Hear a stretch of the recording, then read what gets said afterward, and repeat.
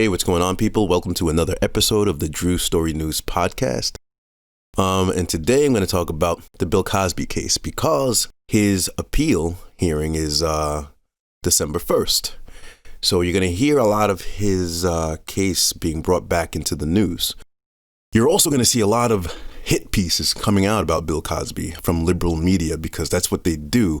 Anytime something might go his way, you're going to see all these articles and pieces done on him trying to make him look bad. There's something going around about Lisa Bonet that they're exaggerating and lying, which is what they do on a regular basis because they lied to you about this story and they don't want the spell wearing off. So they're going to keep coming with their agendas and the lies and keep trying to make him look bad. But the reason why you're going to see his name pop up is because his appeal was granted and they're going to be hearing his case. And here on this platform, I'm going to talk about everything to just get you up to speed. And I'm going to tell you what MSM was not telling you. Now, people who know my main channel, I've talked about this ad nauseum. But if you're a listener from Spotify or somewhere, let me just brief you on the importance of this case. This is probably one of the most important legal cases in American history. It is super important. And that is not an exaggeration. People just haven't realized this yet. What is super scary is that we're dealing with an abject societal cluelessness on so many issues that we've probably never witnessed before. This is so problematic and dangerous. The ability for the powers that be to program the people with lies and fiction is unprecedented. You know, people just listen to what they're told on TV, and it's causing so much problems, especially in the age of COVID. People are so socially engineered in different forms of mind control and spun in different directions, and they believe things that are not true collectively in a dangerous way that I've never experienced before in my life. We're in bad times. So for those who don't really know what's going on with this case or what the deal is, let me bring it from the top and bring you all up to speed. Everybody in America right now is positive that Bill Cosby is a serial rapist who drugged and raped women. And now he's in jail for that. That is absolutely, positively not true. But everybody went for that hook, line, and sinker because that's what the television told them. That's what everyone was saying. You've been lied to. And everybody went for it. This is why this case is so important. And what happens, it's kind of exciting because it really will dictate the future of the American justice system. This is one of the worst cases that America allowed in recent modern history. I mean, we all know they've done lots of things in Jim Crow America, like Jack Johnson, the boxer, was jailed because of the Mann Act when he didn't really do anything. America did lots of things like that. But the Bill Cosby case is a modern era lynching that happened right before our eyes, and the people just sat there and believed everything.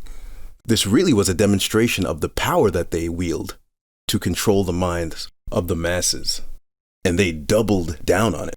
This is a time in which a lot of things are unraveling and people's eyes are opening to the truth of how things are done. And, oh man, there's going to be an explosion. Let's talk from the top about what happened to Bill Cosby. All of a sudden, in the media, you see all these women came out. The first one was Barbara Bauman. Well, let's take it from the top. Hannibal Buress did a routine in Philadelphia, conveniently, Bill Cosby's stomping grounds. And he had a very unfunny bit about Bill Cosby being a rapist. And he just kept saying it over and over. Bill Cosby's a rapist. He's a rapist. And it's very unfunny and weird. Joke about that. It was a very cringe-worthy bit.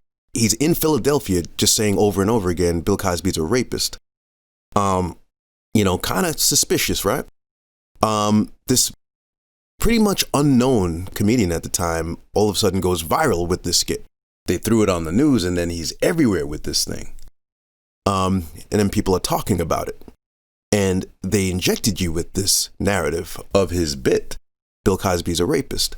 While this is buzzing, all of a sudden Barbara Bauman comes out with this bombshell revelation that she had been raped by Bill Cosby. But I explained in one of my first videos how she was lying. It wasn't true.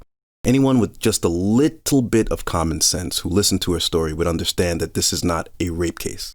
And I explained all of this in one of my first Cosby videos, that this was clearly not a case of rape. And she had a lot of inconsistent statements that told on herself that it wasn't rape. She's on record saying in Philly Mag and lots of magazines saying that Bill Cosby was her pot of gold that she needed to take care of. She said that. A lot of people at that time didn't catch that. That's why that video went viral, because when you lie and you keep talking, you're going to get caught.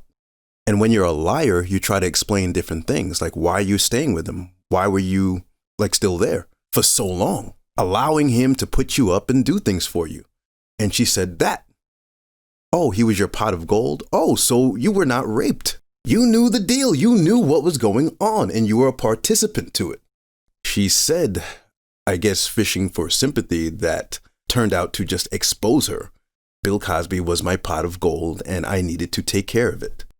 A real rape victim is raped, and they didn't ask for it. What she was talking about was complicit and aware, and it would have gotten tossed out. And she also described multiple sexual encounters, but she was describing them as a participant, an unwilling participant, but a participant aware of what was happening. So her story was bogus, and that video went viral. From her own statements, you see that she was not a rape victim. She was a mistress that wanted to be famous and break into Hollywood. And she stayed in that situation for a long time, aware of what was going on and what was happening, and she participated. And it's not me judging anyone or being dismissive, obnoxious, or insensitive, but you can't do that. You can't stay in a situation for a long time and then come back over 30 years later and say, oh, he raped me. But I broke down her deception in multiple videos years ago. And she's also been laying low because she probably knew that, people would eventually catch up to realize that her story does not qualify as a rape story. And there's a lot of holes and things that were just not right with her story. But perhaps coached by Gloria Allred, whose lies and deceptive tactics are being known to people more and more, her and her daughter, a lot of stuff is coming out about them. But yeah, it seems as though they were coached to all have a version of a drugging story. And that was the game plan. That's what I coined the Me Too dog pile. Unfortunately, a lot of people just didn't think critically or use logic. And they just looked at all the women and literally said, look at all those women. All those women can't be lying. Guilty. That's the logic. That is what happened. Anyways, she said she was raped. And a lot of the talk show hosts were just like, ooh, they just sat there. There was no objectivity. They just carried the story along and they didn't ask any questions, like I did in some of my videos, realizing that she wasn't raped. They didn't do that.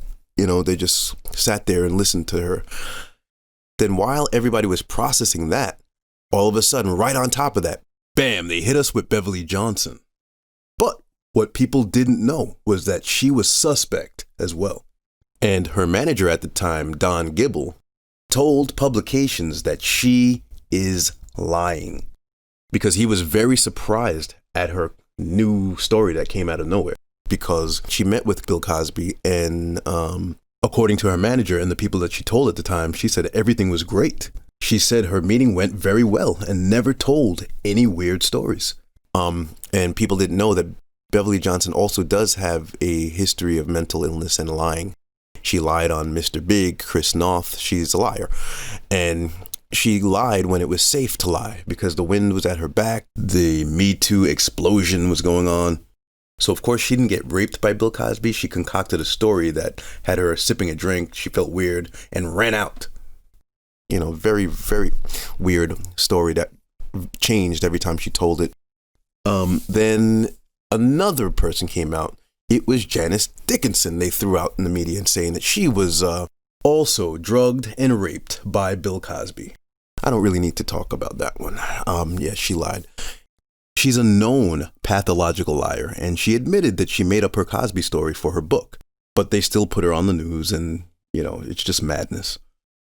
And then the floodgates open. Every day, more women. I was assaulted by Bill Cosby. I was assaulted by Bill Cosby. They just kept coming, one after the other. And then he was just engulfed by all these claims at the height of the Me Too movement. And the media lynched him and immediately began removing his awards and punishing him because they just were caping for all these lying women. No investigating, no asking any sensible questions. They just kept bringing more and more on television and took it as gospel. And the magical thing about this is like every time that you pulled one of these women and just really did an investigation on one of the women, you realized one of a few things in every claim. One, they weren't raped. Like there's no rape a part of the story. It's just some stupid thing. Oh, he touched me. He looked at me weird. Oh, he held me. Like a lot of the allegations, if you take the time to actually listen to them, they're nonsense. It's not even criminal. Some of the allegations are just very suspicious. There's like weird elements. And some of them are provably wrong. They lied and they got caught. But the media covered for them and smoothed things out every time. There was Chloe Goins, who she was exposed because she told her story 3 times. And all 3 times, the details were very wrong. And I swear you cannot make this stuff up. Chloe Goins got arrested in 2017 for smuggling heroin into the San Diego detention center. She was smuggling drugs into jail. They arrested her in the parking lot. Then mysteriously, they let her go. They let her go after catching her smuggling heroin into the jail. A short while later, she won her settlement against Bill Cosby from AIG. Cosby's insurer, AIG, gave Chloe Goins money. So let's unpack that. Chloe Goins lied because she got caught lying. Her case was not successful because of the lies, because her dates and times were all wrong. 3 different versions of her story. She tried to say that Bill Cosby did something to her in California when he was provably in New York City. So she's a liar who got caught lying and a criminal who got caught committing crimes all her life. But AIG still awarded in her favor against Bill Cosby. You can't make this stuff up. This is how satanic things are today. Believe women. There were other liars like Shaylin Lasha. She was once a prostitute with numerous charges who was arrested for different things and false reporting. So she was a career liar and criminal. Like so many of the women were criminals and liars. Just a motley crew of people who you should not believe without evidence or a little bit of scrutiny. But these liberal media outlets, they served this up. They kept going. They did not stop with the mind control programming of this narrative that was fake. They hid all the lies coming from these women and their shady pasts. They put these women on the covers of magazines, all dressed in white. They put them on TV shows. Dateline did a special with them that won an award. They really cooked this thing up and served it to the people. But they were lying. They were lying. But at the height of the Me Too movement, women's advocacy groups were telling us lies, like, women don't lie about rape, and believe the women. And they were really protected by the ideologues of the day, preaching this narrative that women don't lie and it's about time to believe women. And people emotionally attached themselves to the story. Emotionally, not logically. They weren't using logic and reason. They weren't investigating anything. They were just believing. I keep telling people that we are exiting the Piscean age. of belief. And we're moving out of this, and we're moving toward the age of knowing. But the Bill Cosby story, everyone just kept believing these women. Believe women. Believe women. No critical thought. No scrutiny. Just whoever was walked onto television and said, he did this to me in 1992 or whatever, we just believed. But if you really looked at these women and what they said and investigated, you would realize something is very wrong. And this is not checking out. All of them have multiple inconsistencies, which means, in other words, every time they told the story, details changed or things were proven impossible with every one of them. The date that they said something happened, Bill Cosby was provably not in town, and things like that for every one of these allegations. So I set a little timer for myself. That first half is just for those who may not have known what was going on. People who subscribe to my main channel, they've heard all of this information. But for those of you new subscribers on different platforms, Spotify, Pandora, or wherever you're listening to this, that was just to bring you up to speed today. If you want all the receipts and the evidence, just go to my main channel where I provide all of that. Drew Story News on YouTube. Let's talk about the appeal. So, why is Bill Cosby in jail? And why is there an appeal? Well, one of these women, Andrea Constand, had an allegation that she was drugged and assaulted by Bill Cosby. No penetration, mind you, just digital penetration. The first time she came forward with this, it was not put through because the DA at the time, Bruce Castor, did not find her credible. She had too many inconsistencies to her story. So what he did was get Bill Cosby to agree to a settlement, and they would just part ways, and that's what happened. And it wasn't because of guilt. Part of the deal in agreeing to the settlement and deposition was that Bill Cosby would not be criminally charged for this. This was going to be a washing of his hands. That's why he did it. That's why he paid. Okay, I'll sit for a deposition and pay the $3.4 million, and it's done. There's a lot of people who foolishly believe that paying settlements equates to guilt because they don't understand the law and they don't understand options for people with money. It costs more than that to drag out this court stuff anyway, so it's nothing for a rich man. So yeah, that's why people with means are often, very often, advised to settle because it's so much easier. So with that DA, Bruce Castor, he agreed to the settlement to sit for a deposition, pay the settlement, and he would never be criminally charged. That was the deal. But the new DA made it his political promise to get Bill Cosby. He won, and then he opened the case again and put Cosby in trial. And that's just one of the arguments of the appeal. He shouldn't have been able to do that because he made a deal to sit for a deposition, pay the settlement, and he would never be criminally charged. That was the deal. This new DA, Kevin Steele, who's very corrupt, reneged, spent a lot of taxpayer money and brought him to trial anyway. And then the trial tanked. It ended in a mistrial, and he wasn't acquitted because of Judge Stephen T. O'Neill. His maneuvering, he maneuvered it into a mistrial so that they can try him again, which is exactly what they did. This case is so damn corrupt. From the DA, Kevin Steele, Judge Stephen T. O'Neill, they were all doing things to manipulate this whole thing. This is so unconstitutional. So both Judge Stephen T. O'Neill and the DA, Kevin Steele, were kind of working together to kind of get this conviction. So because the judge, Stephen T. O'Neill, got the case to be a mistrial instead of a hung jury or an acquittal, they were able to try him again without it being double jeopardy because it ended in a mistrial. And that's exactly what they did. They brought it to trial again. But this time, Judge Stephen T. O'Neill allowed 5 prior bad act witnesses, 5 liars to influence the jury. And by the way, when I say that, I'm not a name caller. That's actually a fact. This can be proven that what they're saying is not true. So no, this is not slander. Regardless, the decision to bring in these 5 additional women without due process was not constitutional. And it really was not fair at all. That's another argument for the appeal. That was not constitutional. You have 5 prior bad acts, quote unquote, prior bad acts, were not convictions. None of them were convictions. So legally, it's just hearsay. That's the truth. All of the 5 prior bad act witnesses have very dubious claims, but 3 of the 5, they factually lied.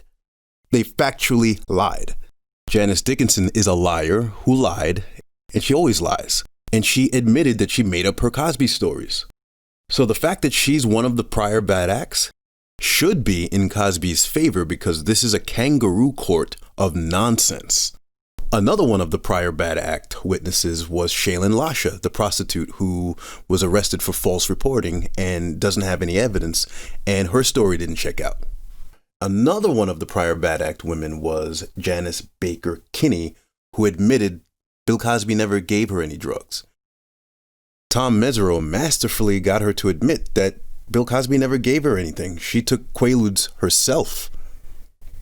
So basically, it's the trial of Andrea Constand, a woman who really had no case, and she has no evidence, and the case was just very bad. She's a liar full of inconsistent statements, and to help her out was 5 more liars, just backdoored into the court without due process. So what happened in this extremely unfair, extremely unconstitutional position is that the defense is forced to cross-examine everybody. Even though they're lying with no evidence, it still weakens the defense, because just the spectacle alone of having to defend against multiple women doesn't look good. And that's what Bill Cosby was forced to do. And they convicted him with no evidence, no proof. And this is why it's being appealed. It was all one big racket, scam. This conviction was not made beyond a reasonable doubt. There was tons of reasonable doubt. This was a very unfair, very unconstitutional case. But many legal minds feel that this case was very, very influenced by the Me Too movement and the ideology of the day. She did not prove her case beyond a reasonable doubt. Why? Because she too, like many of the other accusers, has lots of inconsistencies, lots of lies, lots of holes in her story. One time she secretly recorded his conversations. The public does not know that they messed around multiple times. The night that she alleged she was drugged and assaulted, that wasn't the first time they made out. They kissed and made out multiple times, and nobody really knows that. Nobody really knows that she kept reaching out to him after the day of the alleged incident. She called him multiple times for Valentine's Day. She called him. She still accepted gifts and asked for favors before and after the alleged incident. So there's a lot of things pointing to the fact that she's no victim of sexual assault. And she also got paid out. So Andrea Constand is no victim. And any review of the information would make that abundantly clear. Even if you think he still may have done something according to the evidence, you would know this case cannot be proven beyond a reasonable doubt when she's lying about some things and inconsistent with a lot of information. And she's hanging out with him and calling him, trying to see him. There's no way in hell you can convict him as guilty. But to help her out, they threw in 5 extra women. No evidence, just bringing up their claims. Oh, yeah, he did this to me. Yeah, he did this to me too. And they convicted him. This is a kangaroo court that should not have happened. So this is what's being presented to the higher court. Their appeal was granted because Cosby's lawyers made the case that this case is very unconstitutional, wrong. There's a lot of things that were done wrong by the DA, Kevin Steele. Lots of things were done wrong by this judge, Stephen T. O'Neill. Lots of things were just done wrong all across the board. So this case is being heard by the Supreme Court. And there's a good chance that he can be let out, because it's going to be very difficult for the Supreme Court to hear this and still insist that this case was constitutional. So this trial will be historical because we don't know what's going to happen. Is the Supreme Court going to do the right thing, which is widely unpopular? because most people just believe he's guilty and don't know anything about this case. They've been misled and indoctrinated for so long. They don't know anything. They don't know what's going on with this case. So are they going to do the right thing, which will be widely unpopular, and reverse this? Or will they cover for the system, the crooked DA and the crooked judge? Will they cover for the system and find a way to figure out how to kind of let this slide and keep him in jail? This is what we will be watching. What will America do about this unprecedented historical debacle? Which way will we turn? Yes, this is a nail biter, because what are they going to do? So this is what's going on, guys. When you're watching the live stream, some platforms will be fair and impartial. I just can't tell you which ones, but you're going to have a lot of outlets that are just going to keep the lies going, they're not going to tell you what really went down. They're not going to explain things that you need to know in order to really have an opinion about this. And they're going to just tilt the scale towards Cosby's guilt and keep tossing a lot of comments and digs to lead your thinking. And they've used a psychological mechanism called proof by assertion. The celebrities, the talk show host, everyone in the public eye that spoke about this used proof by assertion psychology and just talk like he did it. Just keep talking like he did it. Do not address the facts. Do not talk about the allegations. Do not discuss any details explicitly. Just keep talking over the facts and just talk like he did it. That's what they've been doing for years now, and that's why he's in jail. So keep that in mind as you watch.